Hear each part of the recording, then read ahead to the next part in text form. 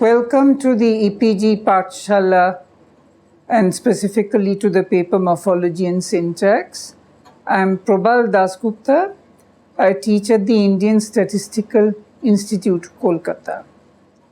Within that paper, what we shall now handle is Module 3 called Constraints and Repair. In this module, we shall look at the role of well-formedness constraints and how these constraints trigger the application of repair strategies. As we come to understand these aspects of phonology, we will appreciate how phonology interacts with those tools of morphology that we have studied in modules 1 and 2 of this paper. The data that we now look at is, alas, a set that you have already seen several times, the Hindi singulars ladki, gadi and beti, and their Hindi plurals ladkiyan, gadiyan and betiyan. You thought you were finished with it, but as you may remember, if you heard us in module 2, we were not finished with it. I had told you that there would be technical details to settle. We are now going to settle those technical details. Yes, indeed, the morphological statement is supposed to say that ladki becomes ladkiyan. But if I simply pronounce it for you like this informally, you don't understand what is being written in detail and why. You imagine that because ladkiyan is written in this transcription K-I-Y, A nasalization. Therefore, the morphological strategy should write X-I-Y, A nasalization. That is not the way to do it, because then the morphology makes the mistake of encroaching on the territory of phonology and of trying to do the work that actually belongs to the phonology. If we make that mistake, we are blurring, we are messing up the boundary between morphology and phonology. We are not allowing each part of the system to do its own particular work. In fact, the word formation process needs to state that XII, ladki, beti type words, in the plural, add a. In other words, on the left you write XII, on the right you're going to write XII, A nasalization, A nasalization. You don't shorten the long I into short I. You don't attach a Y glide. You don't write ladkiyan properly. You don't write the word formation process as if you want to offer the finished product. You leave it raw. You do only what the morphology is supposed to do when you're writing the morphological process. It is up to the phonology to clean up afterwards, to cook it, to do it properly. The phonology will turn the long E into short E. The phonology will insert the ear glide between the E and the A. That is why the morphological process is supposed to simply add A. It is not supposed to shorten the long E into E and attach ear. This is a fact at the morphology-phonology boundary. We are trying to show you how to keep the morphology separate from the phonology. You are quite within your rights to ask. In fact, you should ask. We are asking on your behalf. What about the other boundary? Morphology also has a boundary with the syntax. What happens at that boundary? How do we make sure that the boundary between what morphology does and the work that syntax does is sharply maintained, just as we are insisting that there should be a sharp boundary drawn between morphology and phonology. On the syntax morphology boundary, the important thing to understand is that morphology deals with one word at a time. Therefore, morphological processes have exactly one variable in their statement, never two or more variables. We'll give an example of what is meant by saying that syntax deals with two or more variables and morphology doesn't. Consider something like acha ladka and achhe ladki. In order to talk about the fact that singular acha ladka comes out in the plural as achhe ladki, syntax has to say the adjective agrees with the noun for number and gender in Hindi. So you have ladka, the adjective is acha, ladke, adjective is achhe, ladki, adjective is achhi, ladkiyan, adjective is achhe. In order to say this every time, the agreement statement has to say in the syntax, here is one variable, the noun. There is another variable, the adjective. The stuff on the noun variable, number and gender, controls the stuff on the adjective variable, number and gender. You have to talk in terms of two variables. That is the sense in which a morphology statement never mentions more than one variable. So that is where we have to maintain a boundary between morphology and syntax. Now this makes you ask, what do you mean by saying that in a morphological statement you have only one variable?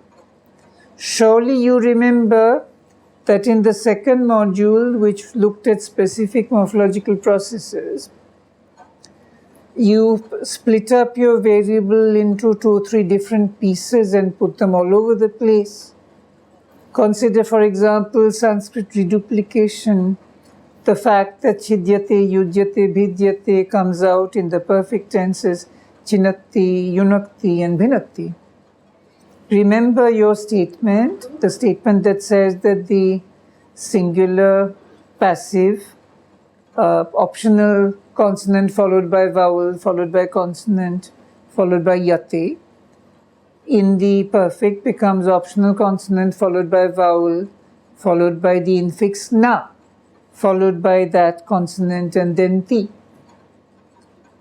To make our argument simple this time, we are omitting a few details. Remember that the details include that the initial consonant may be double, but it doesn't matter here. Even if it's a single consonant, the same point stands. The point is, chid is the variable. It is written as CVC with the first C optional. Fine. But in order to say that the infix na is inserted between the vowel and the second consonant, you need to break up the syllable and show where the na is being inserted. This breaking up of the syllable doesn't mean that you have more than one variable. That syllable which is being operated on is the variable. That is the variable you're dealing with. You're showing the variable in terms of 2 or 3 pieces because you want to specify where the infix is being inserted.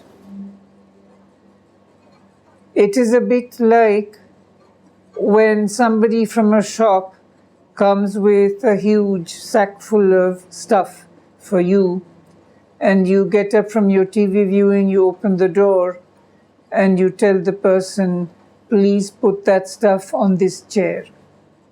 For the purpose of that person, your room is then segmented into the chair, the part of the room to the left of the chair, and the part of the room to the right of the chair. Nobody in their senses will say that in order to talk to the person delivering your stuff, you have denied the unity of your room by drawing attention to the chair. Of course, your room is exactly one room. It does not split into 3 rooms because you have allowed the delivery man to notice that the chair is in the middle of the room and to its left is one part of the room and to the right is another part of the room.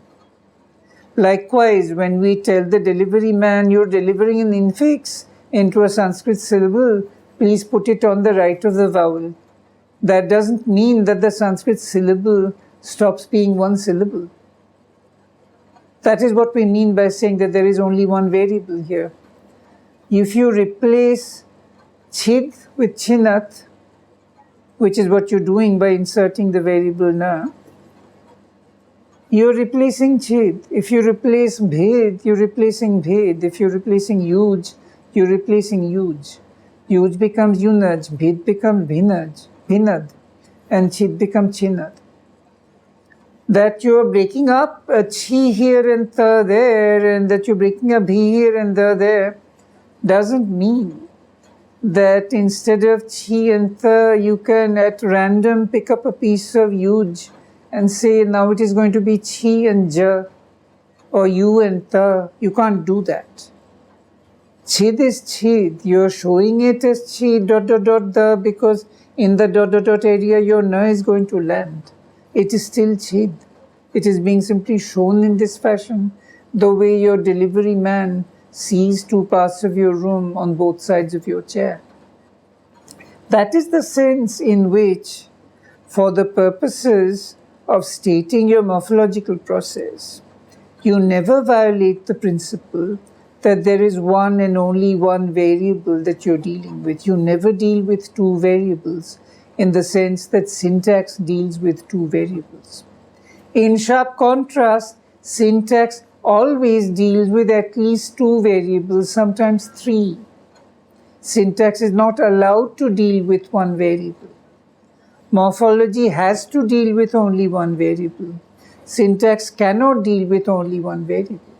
That is the sharp boundary between morphology and syntax, just as we insist on a sharp boundary between morphology and phonology. Likewise, we insist on a sharp boundary between morphology and syntax. That we insist on these boundaries does not mean that these parts of your knowledge of language do not cooperate. Of course they cooperate. Just as the delivery man and you have to cooperate for your pizza to arrive, that doesn't mean that the delivery man and you are the same person. If the delivery man and you are the same person, there is no delivery happening. Your left hand cannot give your right hand a pizza and ask your right hand to write a receipt for it and give it to your left hand. It can't be done. That is why morphology cannot be syntax. It deals with one variable. And syntax cannot be morphology. It deals with two or more. This is the difference between the morphology-syntax boundary, the morphology-phonology boundary. Now we come back to the morphology-phonology boundary and do the work in greater detail.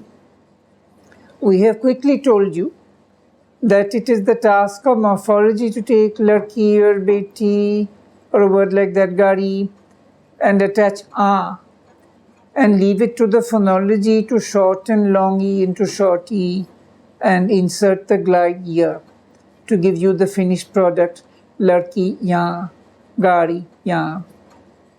Fine, we have told you what happens. We have not told you how it happens. How is the phonology to know where it is supposed to shorten a long E into a short E? If you have not given it specific instructions, it is going to go around shortening all long E's into short E's. It will take gari and turn into gari. It will take titli and turn into titli. You don't want that to happen. You want particular long E's to become short E's for a reason. Which long E's and for what reason? That has to be said. If that is not said, how does the phonology know where to act and how and why? You need to make a separation within phonology between two jobs.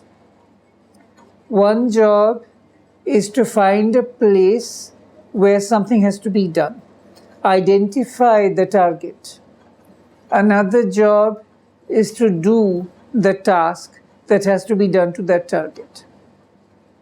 So the first job, identifying the target, involves finding those long E's which need to become short, finding those places where a glide has to be inserted. And the second task is doing those things, shortening the long E, inserting the glide, whatever else has to be done. So phonology has two sets of statements or operations or mechanisms. The first set identifies the targets where some task needs to be carried out. The second set carries out the tasks. The first set are called constraints. More exactly, they're called well-formedness constraints. Here, a learner of the subject faces a difficulty, the kind of difficulty learners always face, and experts usually have trouble noticing that the learner will face the difficulty. I'm trying to be a helpful expert and to notice your difficulty for you. Please give me points for being generous. You will notice that the abbreviation for well-formedness constraint is WFC. And the abbreviation for something in morphology that you've been learning, well-formedness process, is WFP. For a beginner in a subject, it is fatally easy to get confused between two abbreviations which look like each other. Please notice WFP is morphology. The word is word formation process. And WFC, which we're introducing now, is part of phonology.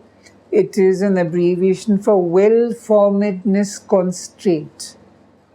These are very different when you spell them out, but when you're actually doing the work, very often you don't spell them out, very often you abbreviate, and there arises the possibility of getting confused when you're beginning the subject. Please be careful right now and pay attention.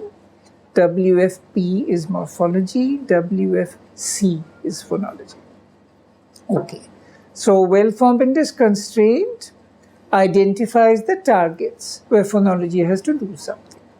How does it know that in a word like ga, ri, that the E of ri should be a target, that it needs to be shortened? It knows that, the phonology knows that, because there is a part of the phonological machinery that identifies this target. That part is called a well-formedness constraint. In Hindi, there is a well-formedness constraint stating that a long E cannot be followed by another vowel. A long E followed by another vowel is unacceptable. That is what allows the rest of the phonology, the part that will take action, to know where to take action. Now that you've been told that there are well-formedness constraints, you will obviously need to see more examples to get a firm grasp on the idea of a well-formedness constraint. Let us give you some simple and very broad examples, after which you can come back to the nitty-gritty of Gadiyan. English and Hindi are different in that Hindi allows a word to begin with the sounds ma, la, one after the other. For example, there is a Hindi word mlech. Mlech begins with ma, la in that sequence, mla. You can say mla at the start of a word in Hindi. Speakers of English can't handle this. They can't begin a word with mla. If you tell an English person or an American to try to say mlech, they will initially say malech, the way they say Malaysia or Malays. They will say malech. If you say, no, it isn't malech, it is mlech, mlech, mlech, it will take an American or an Englishman or Englishwoman lots of practice in order to be able to say mlech without inserting a vowel between m and l. It's very hard for them. To see why it is hard for them, to appreciate the difficulty, try saying the word with an initial na instead of a ml. Try to say mlech, na followed by l followed by h. You, as a speaker of an Indian language, try to say nlaba, nle, nli, nlu, nla, nlau. You'll find that na followed by l is very hard for us. I assure you that na followed by l is equally hard for a native speaker of English. They can't do it either. But don't look down on them for the fact that they have trouble saying mlich properly. We also have trouble saying mlich properly with an L at the start. In fact, offhand, I don't know of any language where words begin with an L. There may be some. I don't know all the languages of the world and I haven't gone checking. But at least Indian languages in English and French and German don't begin a word with N followed by L. So there is, if not a universal, a very widespread well-formedness constraint in lots of languages saying initial NL is forbidden. How do you write that? You write star, forbidden, word boundary, followed by NL. So we are starring, we are prohibiting at the beginning of a word the sound sequence NL. This is a constraint that works both in English and in Hindi Urdu. However, the constraint that says NL is excluded at the beginning of a word is a constraint only on English, not on Hindi Urdu. Hindi Urdu permits the word mlich or the word mlan. Therefore, what is happening for a speaker of English is that a speaker of English trying to say mlich faces the constraint, therefore fails to say mlich. There is a repair strategy that comes into action. It targets that initial ML, it inserts a vowel. That's what the repair strategy is. I'll give you another example to repeat something I've said in an earlier lecture in this sequence. In English, double L is excluded in all positions. Initial, medial, final. As a result, if you have a foreign name with a double L like Allah or Jilli, which we have no trouble saying, speakers of English, native speakers of English will say Allah, Jilli. They can't say Allah and Jilli. The result is that when English morphology messes up their pattern, by taking adjectives like single and radical and attaching li to form an adverb, trying to make a native speaker of English say singly or radically. The well-formedness constraint of English starring double L targets that double L which is produced by the morphology and says we have to do something. This needs to be changed to become pronounceable in English. Now, the other part of the phonological system, called repair strategies, comes to the rescue. It deletes one of the L's, and the result is that you get singly with a single L, radically with a single L, not singly with a double L, and radically with a double L. So what you've got here is repair strategies stepping in when they're instructed to step in by the well-formedness constraints. Now we come back to our gadi gadiyan, beti betiyan example. How do I know that Hindi E cannot be followed by a vowel? Aren't I inventing this just to create something easy for my machinery to handle? I'll give you evidence for the claim that Hindi E cannot be followed by another vowel, that this is actually a law of Hindi phonology. Consider Hindi Urdu past tense forms from the verbs sina, jeena, chuna, and chuna. These come out in the past tense as sia, jia, chua, and chua.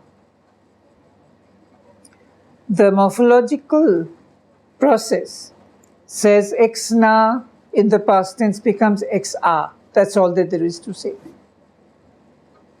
Bharna, bhara. Sina, siya. Now what happens is the fact that you say siya rather than siya is because Hindi doesn't allow you to say siya, jiya, chua, and chua with long E and U, with a vowel after it. That's not allowed in Hindi. So the repair strategies come in and turn chua into chua and chua into chua. Notice that in the case of V, it doesn't just do si-a and ji-a. It makes you say si-ya, ji-ya. There's a ya added if the preceding vowel is E. If the preceding vowel is U, the ya is not added. We say in Hindi, chua. We do not say chuya. We say chua. We don't say chuya. So the ya adding business happens only if the preceding vowel is E. This shows that there are two different repair strategies and that there is something tricky going on. In the case of deriving the past tense of Jina, in order to get ji, ya, you need a well-formedness constraint to say, hello, there's a long E followed by an R that has been produced by the morphology. This is unacceptable, do something. Then a repair strategy steps in. It shortens the long E and makes it a short E. And it goes home. And it assumes that a Hindi tongue should be able to pronounce G-R. Then another well-formatted constraint pops up and says, hello, this is still not proper Hindi. You still have a short E followed by a vowel without a glide helping the transition. Hindi long and short E need a ya if there is going to be a vowel afterwards. Sorry, please get us a glide.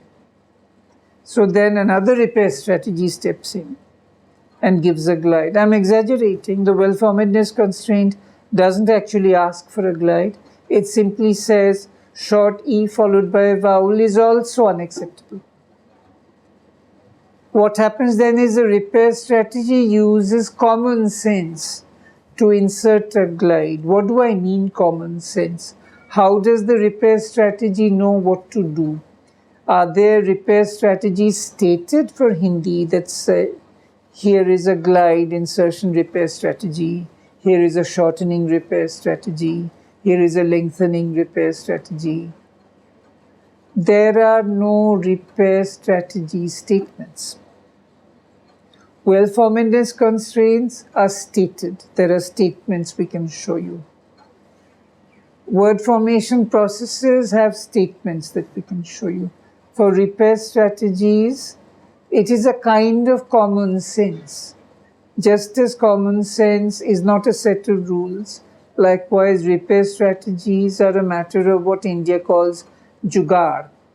There are no rules for jugaad. You do whatever is handy. You grab something and put it in. Yes, there are habits of grabbing. There are things that particular languages do. And some of those are still being investigated. But on the whole, these are common sense matters. That is why in this course, we are not offering you a series of statements of repair strategies. That is not how repair works. We have come to the end of our module. We are now in a position to tell you what this module has tried to do. Remember, our title is Constraints and Repair. We have told you exactly as the title promised what the constraints are and therefore what repair has to be carried out. To understand constraints and repair, think of how a workman functions when they have to use tools and make a hole in the wall. Before they make a hole in the wall, for example by drilling, an efficient workman, somebody who knows the job, will initially take a pencil and very carefully draw which part of the wall has to be drilled. Sometimes it is 4 parts of the wall if you want to put in a board, for example. And the drilling has to be at 4 exact points. If you make a mistake in your drilling, your screws won't go in right and the board won't fit. So there's no point putting your drill equipment in the wrong places. You have to drill exactly where you have to. So there's initially work for a pencil. You have to mark the targets on the wall where the drilling is going to happen. Likewise, the well-formedness constraint is the pencil. It marks the place where the repair strategy comes in. Well-formedness constraints depend on the language. Not every language has the same well-formedness constraints. English, for example, has a constraint that says word initial ML is prohibited. Hindi, Urdu does not have that constraint. English has a constraint, word medial double L is prohibited. Hindi, Urdu does not have that constraint. What happens in English if there's a word initial ML, for example, if somebody else tries to make you pronounce it, say a speaker of Hindi trying to make a speaker of English pronounce mlich, a repair strategy comes in and inserts the neutral vowel schwa, so the speaker of English ends up saying malich. What happens if there's a double L generated by an English morphological strategy trying to make a speaker of English say radically? The answer is a repair strategy steps in and says, this is not allowed in English, delete one of the L's and make it single L, say radically. This is what we have done in this lesson. Thank you for your attention.